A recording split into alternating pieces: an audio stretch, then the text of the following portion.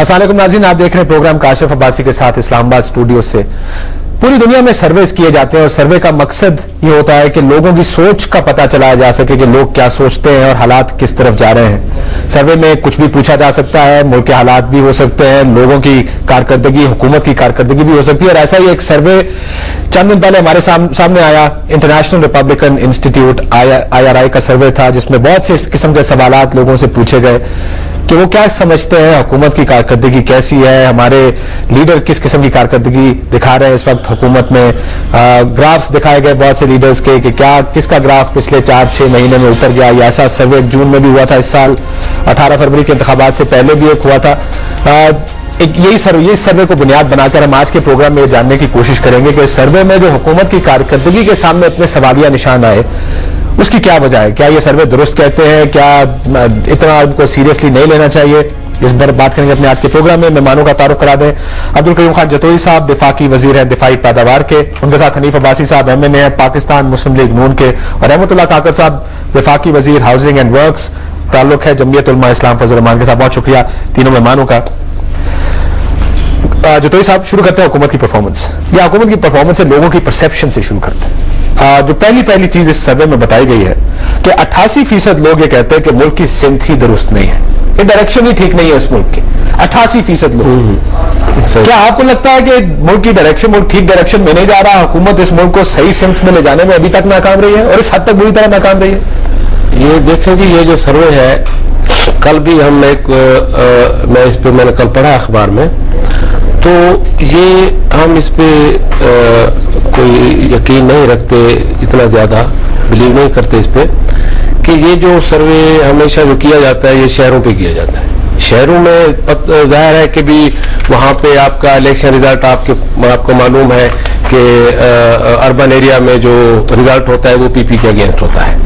तो rural area में जहाँ पीपल पार्टी ज्यादा है वहाँ मेजॉरिटी से होती है, इसलिए वहाँ रूरल एरिया में तमाम चीज मैनेज भी हो जाती है। इसमें रूरल एरियाज में भी किया गया है, 50 शहरी इलाके किए गए हैं, 35 के करीब रूरल इलाके। अच्छा, मैं उस तरह दोनों तरफ से ज्यादा उसमें होता है, क्योंकि हमको पता है ना ये शहरी के जब जो डिस्ट्रिक्ट लेवल का जो है डिस्ट्रिक्ट हेडक्वार्टर है वो भी तो शहर है ना, उसको आप रूरल नहीं कह सकते।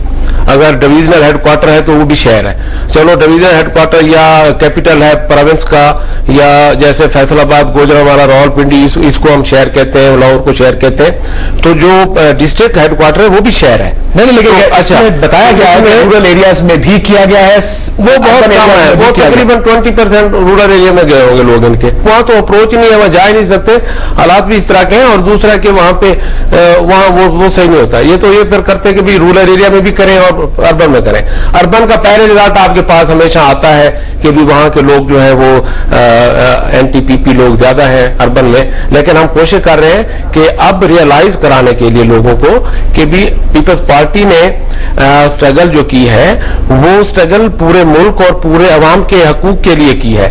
जमहूरियत जो है अवाम का हक है, हर आदमी का, चाहे गरीब है चाहे अमीर है, सबका हक है।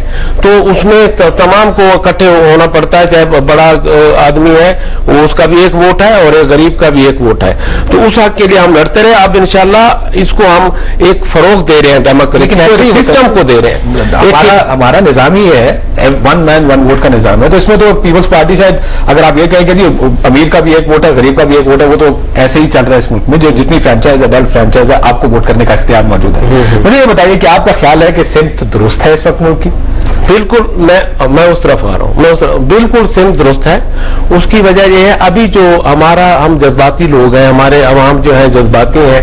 आजकल वो एक ये कह रहे हैं कि भी जो पाकिस्तान का रेस्पॉन्स है इंडिया के हवाले से वो ठीक नहीं है, तो वो एग्रेसिव मूड में पाकिस्तान को होना चाहिए था। और उसको जिस तरह के बाद सियासी लीडर्स का बयान आया है कि भी जो उनके इंडिया के जो जहाज आए हैं पाकिस्तान को, उनको गिरा देना चाहिए था। तो एक जंग का समा जो है वो हो जाना था। तो उसके लिए हम देखें, हम नहीं चाहते कि भी जंग हो। अगर जंग हुई तो ये मैं आपको बता रहा हूं इंडिया का नुकसान ज्यादा होगा। उनकी पॉपुलेशन हमसे ज्यादा है उनका नुक्ता नजर चले, बहुत सी दूसरी बातें भी है। एक वजह ये, एक तो ये है, इस वजह से लोग नाला हैं कि भी हम उस चीज की तरफ क्यों नहीं, एग्रेसिव हमारा इंडिया के खिलाफ एग्रेसिव एटीट्यूड नहीं है, एग्रेसिव पोस्चर नहीं है। क्या गलत कहते हैं? मेरे ख्याल में गलत है। देखें, हिंदुस्तान जितनी मर्जी हमें धमकियां दे दें, हमें माई बाप हम कुछ नहीं कह सकते आगे से, थोड़ा मैंने भी बयान दिए, हमने दिए, हमने कहा अगर इंडिया ने टीवी में देखा, अखबार में पढ़ा है, अगर इंडिया ने जंग मुसल्लत की तो नुकसान उसका ज्यादा होगा, उसकी आधी पॉपुलेशन मर जाएगी, हमारी तो 8-10 करोड़ मरेंगे। ये आपकी लीडरशिप हिंदुस्तान की जो जहाज पाकिस्तान में आए, इसका दिफा क्यों करती रही? अगर ये बयान देना चाहिए था, आइंदा आए तो हम ये कर देंगे। वैसे लोगों का ये परसेप्शन है कि हमें ज्यादा तगड़े बयान देने चाहिए थे, आपने तो उनका दिफा शुरू कर दिया हिंदुस्तान का। कोई नहीं, तकनीकी गलती की वजह से आ गए, उन्हें जी ऐसी कोई बड़ी बात नहीं है, हालांकि इतना चार्ज माहौल है। हम नहीं चाहते, हम चाहते हैं कि हालात नॉर्मल होने चाहिए। हम देखें, हम पहले अपने दहशतगर्दी का शिकार है, हम अपने बॉर्डर में, वेस्टर्न बॉर्डर पे अपने मुल्क में एक जंग की सूरत हाल है, वहां लड़ रहे हैं हम, इस एक्सट्रीमिस्ट को मुकाबला कर रहे हैं, टेररिज्म का मुकाबला कर रहे हैं, हम एक और जंग लड़ रहे हैं, और ये नहीं कि आज से लड़ रहे हैं, कई सालों से लड़ रहे हैं। तो हमें तो अगर इंडिया भी अगर चाहता है कि जंग करना, तो फिर जाहिर है हमारी, तो फिर हम ईस्टर्न बॉर्डर की तरफ आ जाएंगे, और फिर जंग होगी तो फिर नुकसान बहुत होगा। मुझे 5 सवाल मुझे हाँ या ना का जवाब दीजिएगा, ताकि let's set up the programme. आपका ख्याल है हिंदुस्तान पे, आपने खुद माना या कह रहे हैं कि हमने ठीक किया जो हिंदुस्तान में हमारे के साथ जो डील किया, ये बताइए अदलिया के साथ ठीक डील किया, हाँ या ना में जवाब दीजिएगा। अदलिया को जिस तरह इशू हैंडल किया गया, ठीक किया गया? देखें जी, जो मेरी अपनी राय है, मैं तो पहले मैंने टीवी पे कहा था, पीटीवी पे मैंने कहा था, अब भी कहता हूं कि जितने भी जो भी जज हैं, जिसने भी पीसीओ के तहत हाथ उठाया, उसको आना नहीं चाहिए, उसको खत्म कर दें, डोगर साहब समेत जो भी है। चल मैं हुकूमत से कर लूं, उसके बाद मैं आपके पास। आपका ख्याल है कि 7वीं तरमीम और इख्तियारात का जो तवाज़ुन था, क्योंकि हम सिंध की बात कर रहे हैं, ये इशू बहुत बड़ा इशू था इस हुकूमत के आने से पहले, उसको ठीक हैंडल किया गया है? मुख्तलिफ इशूज हमें विरसे में मिले, economical issues, agricultural issues, political issues, defence के इशूज, टेररिस्ट इशूज। आप देख रहे हैं कि बेहतरी हर चीज में आ रही है और रोज़े रोशन की तरह आया है।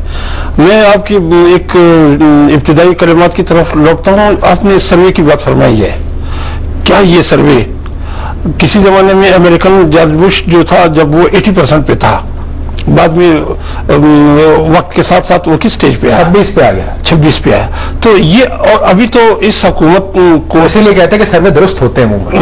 जब पॉपुलर था तो पॉपुलर था, जब अनपॉपुलर हुआ तो जब एंड पे बात होगी, जो एंड के सर्वे होंगे, परफॉर्मेंस लोग देखेंगे, पूरी दुनिया देखेगी, फिर वो उसकी असेसमेंट होगी। इस वक्त कहना कुछ कबल वक्त है। नहीं, लेकिन बीबी ने एक सर्वे में इसी IRI के सर्वे पे उन्होंने कहा था, देखिए जी मैं ज्यादा पॉपुलर हूँ, बहुत सबसे पॉपुलर लीडर उस सर्वे में आई थी, उन्होंने कोट किया इस सर्वे को, तो मैं सबसे पॉपुलर। इससे तो कोई इनकार नहीं कर सकता कि बीबी की शख्सियत एक अजीम शख्सियत थी, एक इंटरनेशनल मुसलमान शख्सियत थी, और उन्होंने अपने कौल और फेल से ये साबित करके दिखाया था। मैं लाख पीपल पार्टी करना सही, लेकिन इसको ये चीज इसको आप नहीं कर सकते। मुझे बताइए, इख्तियारात का जो अदम तवाज़ुन था ऐवान सदर और पार्लियामेंट में, जैसा मैंने इनसे पूछा हिंदुस्तान का इशू क्या ठीक हैंडल किया गया, उन्होंने कहा ठीक हैंडल किया। मैंने पूछा अदलिया का इशू, उन्होंने कहा हमने बिल्कुल ठीक हैंडल किया। आप मुझे बताइएगा, जो इख्तियारात जाने थे ऐवान सदर से वज़ीर आज़म के पास, क्या वो ठीक हैंडल हुए? मैं ठीक, आप खुश मुतमईन है? मुतमईन है उससे। मैं गुजारिश करता हूँ, क्या शौकत अजीज साहब या जो दूसरे अहबाब PM के उस पे पोस्ट पे रहे, क्या उनके पास इख्तियार नाम की कोई चीज थी? अब भी नहीं है। नहीं, मैं इसके वज़ीर आज़म के पास कोई इख्तियार नहीं है। आप ये तो कह रहे हैं कि क्या आप मुतमईन है कि सदर के पास इख्तियार रहे? नहीं, सदर के अपने वो अपने पैरामीटर्स में हैं, उनके अपने कॉन्स्टिट्यूशनल पावर्स हैं, प्राइम मिनिस्टर के अपने हैं। मैं पिछले 9 महीने से मुझे प्राइम मिनिस्टर साहब या प्रेसिडेंट साहब की तरफ से ऐसा कोई सिग्नल भी नहीं मिला कि ऐसा करना है या वैसे करना है। फुल जो पैरामीटर्स फिक्स हैं उसके अंदर काम हुआ, और उस पैरामीटर्स के तहत सदर के इख्तियार ज्यादा है। दहशतगर्दी के खिलाफ जंग, आप मुतमईन है उससे? दहशतगर्दी के खिलाफ आप देख लीजिए कि ये हुकूमत क्या कुछ नहीं कर रही है। जो हम पे जो एक कैफियत मुसलत की गई थी डिक्टेटर्स की पॉलिसीज की बदौलत, आप देख लीजिए कि उन लोगों को हमने एतमाद में लेना शुरू किया है, केसेस वापस लिए, उनको पासपोर्ट लौटा दिए, मुल्क से वापस लाया। आप बलूचिस्तान के हालात को देख लीजिए। कल नवाब अकबर खान बुगटी के साहिबजादे यहाँ तशरीफ लाए, उनको प्रोटोकॉल दिया गया। दहशतगर्दी के खिलाफ जंग उस तरफ चल रही है ना कबायली इलाकों में। आपके मौलाना फजल रहमान साहब, आप जमीयत उलमा इस्लाम